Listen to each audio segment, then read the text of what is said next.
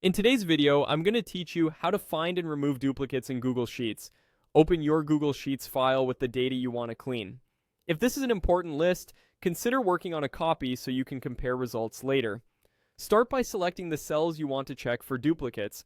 Most of the time, that's a single column like a list of emails or IDs, but you can also select a wider range if needed. With the range selected, go to the top menu and choose Format, then click Conditional Formatting. A panel will open on the right. By default, the rule may say, is not empty. Click that drop down and change it to Custom Formula Is.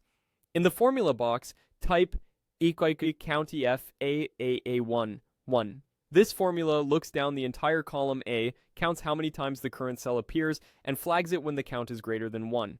If your data is in another column, replace AA and A1 with the correct column, like BB and B1.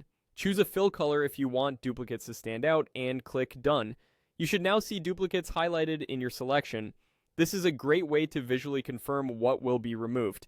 Keep your range selected, then go to the Data menu, choose Data Cleanup, then click Remove Duplicates. In the dialog that appears, review the columns that will be checked.